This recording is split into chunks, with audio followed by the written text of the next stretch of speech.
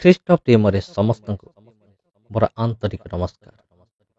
ପ୍ରିୟ ବନ୍ଧୁଗଣ, ଆଜିର ବିଷୟବସ୍ତୁ ହେଉଛି ଯେପରି ଆପଣ ଥମ୍ବନେଲରେ ଦେଖିଲେ ଯେ ମିଖାଏଲ ସ୍ୱର୍ଗଦୂତ ଇସ୍ରାଏଲକୁ ଆସିଲେ। ଏହି ବିଷୟକୁ ନେଇ ଆଜି ଆମେମାନେ ଆଲୋଚନା କରିବା। ଆଉ ଯଦି ଆମେ ବାଇବେଲର ଇତିହାସ ଦେଖିବା, ତେବେ ଅନେକ ଥର ଦୂତମାନେ ଏହି ଧରାପୃଷ୍ଠକୁ ଆସି ପରମେଶ୍ୱରଙ୍କ ଲୋକମାନଙ୍କର ସାହାଯ୍ୟ କରିଆସନ୍ତି। ଯଦି ଆମେ ମିଖାଏଲ ସ୍ୱର୍ଗଦୂତଙ୍କ ବିଷୟରେ ଦେଖିବା, ସେ ମଧ୍ୟ ଏ ପୃଥିବୀକୁ ଆସିଥିଲେ, ଯାହାକି ବାକ୍ୟ କହେ, ପବିତ୍ର ବାଇବେଲ ବର୍ଣ୍ଣନା କରେ। ତେବେ ମିଖାଏଲ ସ୍ୱର୍ଗଦୂତ ଇସ୍ରାଏଲରେ ଆବିର୍ଭାବ ହେଲେ, ବା ଅନ୍ୟ ଅର୍ଥରେ କହିବାକୁ ଗଲେ ମିଖାଏଲ ସ୍ୱର୍ଗଦୂତ ଜେରୁସାଲେମକୁ ଆସିଲେ। ତେଣୁ ଯଦି ଆପଣ ଏହିଭଳି ଭିଡ଼ିଓ ଆଗକୁ ଆହୁରି ଦେଖିବା ପାଇଁ ଇଚ୍ଛା ପ୍ରକାଶ କରୁଛନ୍ତି, ତେବେ ଏହି ଚ୍ୟାନେଲ ସହିତ କନେକ୍ଟେଡ ରୁହନ୍ତୁ। ଆଉ ଭିଡ଼ିଓକୁ ଆରମ୍ଭ କରିବା ପୂର୍ବରୁ ମୋର ଗୋଟିଏ ଅନୁରୋଧ, ଦୟାକରି ଏ ଭିଡ଼ିଓକୁ ଅନ୍ତତଃ ଲାଇକ୍ କରିଦିଅନ୍ତୁ। ଆଉ ଯଦି ପ୍ରଥମ ଥର ପାଇଁ ଆସିଛନ୍ତି, ତେବେ ଚ୍ୟାନେଲକୁ ସବସ୍କ୍ରାଇବ କରିକି ରଖନ୍ତୁ। ଅନେକ ଥର ଯେହୋବା ପରମେଶ୍ୱର ତାଙ୍କର ପ୍ରଧାନଦୂତ ମିଖାଏଲଙ୍କୁ ଇସ୍ରାଏଲକୁ ପଠାଇଅଛନ୍ତି।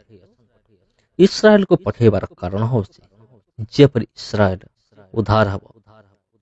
ଆଉ ସେ ବାଇବେଲରେ ହେଉ କିମ୍ବା ବର୍ତ୍ତମାନ ହେଉ, ପରମେଶ୍ୱର ଯେହୋବା ଅନେକ ଥର ପ୍ରଧାନଦୂତ ମିଖାଏଲକୁ ଏ ଧରାପୃଷ୍ଠକୁ ପଠାଇଛନ୍ତି, ଯାହାକି ବର୍ତ୍ତମାନ ସୁଦ୍ଧା ପରମେଶ୍ୱରଙ୍କର ଦୂତଗଣ ଯିବା ଆସିବା କରନ୍ତି।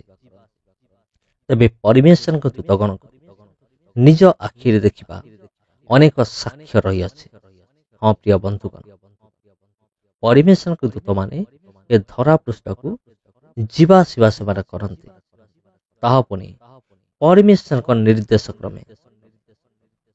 ଆଉ ଅନେକ ଥର ଇସ୍ରାଏଲ ବିପଦର ସାମ୍ନା କରିଛି। ଯଦି ଆମେ ଇସ୍ରାଏଲର ଅତୀତକୁ ଯଦି ଆମେ ଦେଖିବା, ବା ଇସ୍ରାଏଲ ଦେଶର ଇତିହାସକୁ ଯଦି ଆମେ ଦେଖିବା, ତେବେ ଆମେ ଜାଣିବାକୁ ପାଇବା ଯେ ଅନେକ ଥର ଇସ୍ରାଏଲ ଦେଶ ବିପଦର ସାମ୍ନା କରିଛି।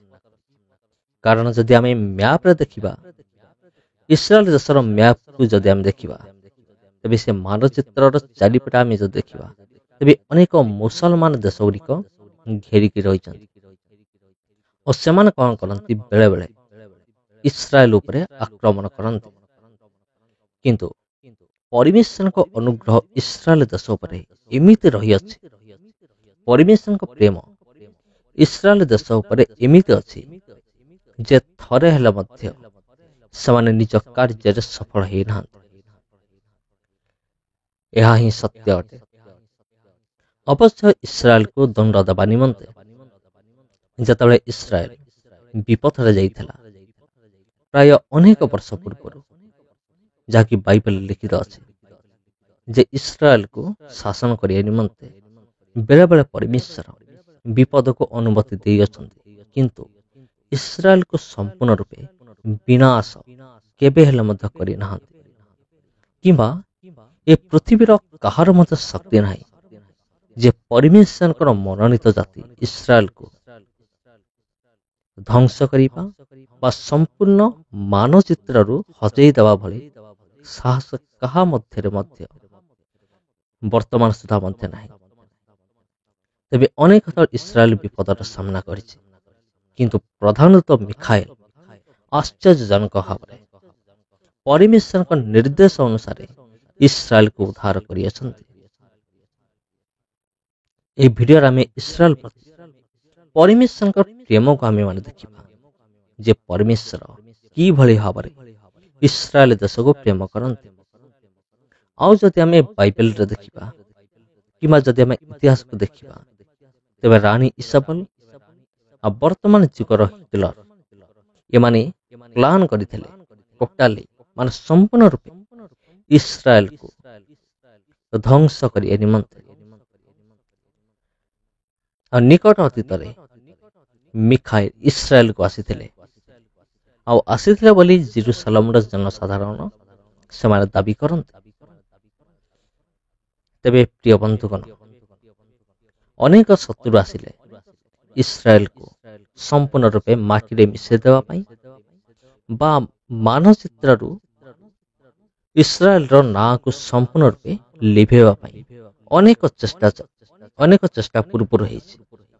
କିନ୍ତୁ ଶତ୍ରୁମାନେ, ଇସ୍ରାଏଲର ଶତ୍ରୁମାନେ ସେ କାର୍ଯ୍ୟରେ କେବେ ହେଲେ ମଧ୍ୟ ଆଜି ସୁଦ୍ଧା ମଧ୍ୟ ସେମାନେ ସଫଳ ହେଇନାହାନ୍ତି।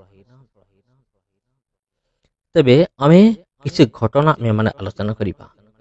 1948 ମସିହା ମେ ମାସରେ କିଛି ଆରବ ଦେଶୀୟ ଆର୍ମି ଇସ୍ରାଏଲ ଉପରେ ଆଟାକ୍ କରିଥିଲେ।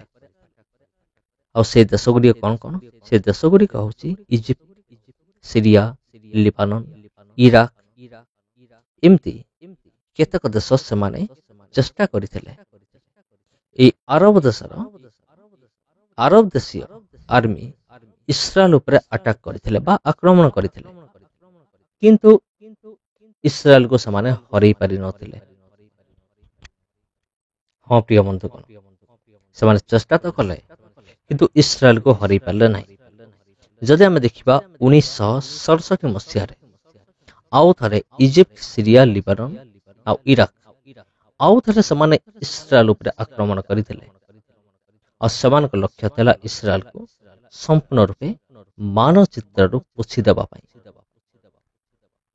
କିନ୍ତୁ ଇସ୍ରାଏଲର ସେମାନେ ଟିକେ ହେଲେ ମଧ୍ୟ କ୍ଷତି ସେମାନେ କରିପାରି ନଥିଲେ।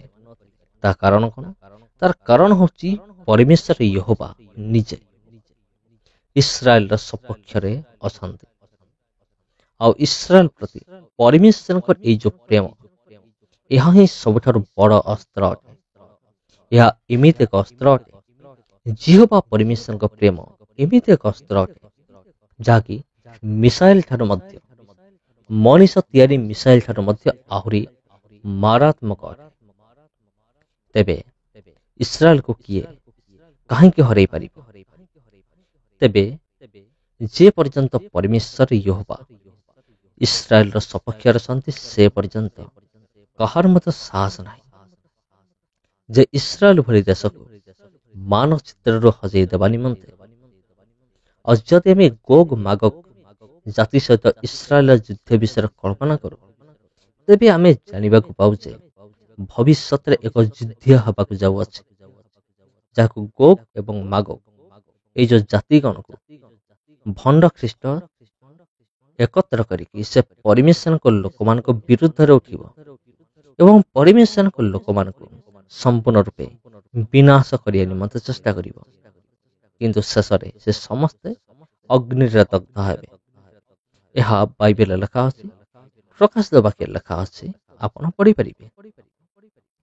ଆଉ ଦାନିଏଲ ତାର 10 ପର୍ବର 13 ପଦ, ଏଠାରେ ଆମେ ଦେଖୁ ମିଖାଏଲ, ପ୍ରଧାନତଃ ମିଖାଏଲ ଏବଂ ଲୁସିଫର, ଆଉ ସେମାନଙ୍କ ମଧ୍ୟରେ ଏକ ଯୁଦ୍ଧ ହେଉଛି ଯାହାକୁ ଆତ୍ମିକ ଯୁଦ୍ଧ ବୋଲି କୁହାଯାଏ।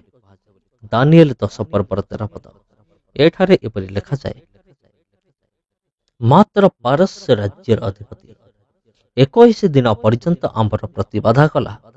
ମାତ୍ର ଦେଖ, ପ୍ରଧାନ ଅଧିପତି ମାନଙ୍କର ମଧ୍ୟରୁ ମିଖାଏଲ ନାମରେ ଜଣେ ଆମ୍ଭର ସାହାଯ୍ୟ କରିବାକୁ ଆସିଲେ, ଆଉ ଆମ୍ଭେ ସେ ସ୍ଥାନରେ ପାରସ୍ୟର ରାଜଗଣର ସଙ୍ଗରେ ରହିଲୁ। ତେବେ ଏଠାରେ ଯେଉଁ ପାରସ୍ୟ ରାଜ୍ୟର ଅଧିପତି ବୋଲି ଲେଖାଯାଇଛି, ଇଏ ଲୁସିଫରକୁ ବୁଝାଏ। ଆଉ ପ୍ରଧାନ ଦୂତ ମିଖାଏଲ, ତାଙ୍କର ନାମ ମଧ୍ୟ ଡାଇରେକ୍ଟ ଏଠାରେ ଲେଖା ଅଛି।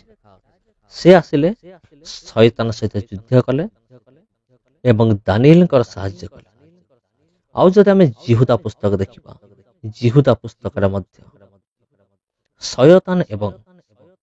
ଶୟତାନ ଲୁସିଫର ଏବଂ ପ୍ରଧାନ ଦୂତ ମିଖାଏଲ ସେମାନେ ସାମ୍ନା ସାମ୍ନି ହେଉଅଛନ୍ତି ଏବଂ ବାଦ ବିବାଦ କରୁଅଛନ୍ତି।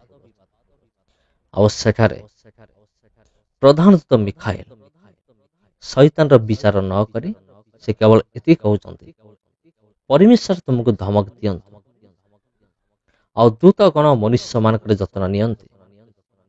ହଁ ବନ୍ଧୁଗଣ, ଯଦି ଦୂତଗଣ ମନୁଷ୍ୟମାନଙ୍କର ଯତ୍ନ ନିଅନ୍ତି, ତେବେ ପରମେଶ୍ୱରଙ୍କ ନିର୍ଦ୍ଦେଶ କ୍ରମେ ମିଖାଏଲ ସ୍ୱର୍ଗଦୂତ ସଦା ସର୍ବଦା ଇସ୍ରାଏଲକୁ ଉଦ୍ଧାର କରି ଆସୁଅଛନ୍ତି, ବର୍ତ୍ତମାନ ମଧ୍ୟ ଉଦ୍ଧାର କରୁଅଛନ୍ତି। ଯଦି ଆପଣ ଜାଣିବାକୁ ଚାହୁଁଛନ୍ତି, ତେବେ ଗୀତ ସଂହିତା 91 ପର୍ବ 11 ପଦ ଏବଂ 12 ପଦ ଏଠାରେ ଏହିପରି ଲେଖାଯାଏ। ଗୀତ ସଂହିତା 91 ପର୍ବ 11 ପଦ, କାରଣ ସେ ତୁମର ସବୁ ଗତିରେ ତୁମ୍ଭକୁ ରକ୍ଷା କରିବା ପାଇଁ ଆପଣା ଦୂତଗଣଙ୍କୁ ତୁମ୍ଭ ବିଷୟରେ ଆଜ୍ଞା ଦେବେ। 12 ପଦ, ତୁମ୍ଭ ଚରଣ ଯେପରି ପଥରରେ ନ ବାଜିବ, ଏଥିପାଇଁ ସେମାନେ ସ୍ୱହସ୍ତରେ ତୁମକୁ ବହିବେ। ଦେଖନ୍ତୁ ବନ୍ଧୁଗଣ, ଏଠାରେ ଲେଖା ଅଛି, ଆଉ ଆପଣ ଏହା ଭଲ ଭାବରେ ବୁଝିପାରୁଥିବେ। ଆଉ ଯାତ୍ରା ତାର 23 ପର୍ବର 20 ପଦ ଏଠାରେ ଏପରି ଲେଖାଯାଏ। ଦେଖ, ଆମ୍ଭେ ତୁମକୁ ପଥରେ ରକ୍ଷା କରିବା ପାଇଁ ଓ ତୁମ୍ଭକୁ ଆମ୍ଭର ପ୍ରସ୍ତୁତ ସ୍ଥାନକୁ ଆଣିବା ପାଇଁ ତୁମ୍ଭ ଆଗେ ଆଗେ ଏକ ଦୂତ ପ୍ରେରଣ କରୁଅଛୁ। ତେବେ ପରମେଶ୍ୱର ସର୍ବଦା ମନୁଷ୍ୟକୁ ରକ୍ଷା କରିବା ନିମନ୍ତେ ତାହାଙ୍କର ଦୂତମାନଙ୍କୁ ଆଜ୍ଞା ଦିଅନ୍ତି, ଯେଉଁ ଦୂତମାନଙ୍କ ମଧ୍ୟରେ ପ୍ରଧାନ ଦୂତ ହେଉଛନ୍ତି ପ୍ରଧାନ ଦୂତ ମିଖାଏଲ। ତେବେ ପ୍ରିୟ ବନ୍ଧୁଗଣ, ପ୍ରଧାନ ଦୂତ ମିଖାଏଲ ସଦାପ୍ରଭୁଙ୍କ ଲୋକମାନଙ୍କର ସେ ସାହାଯ୍ୟ କରନ୍ତି।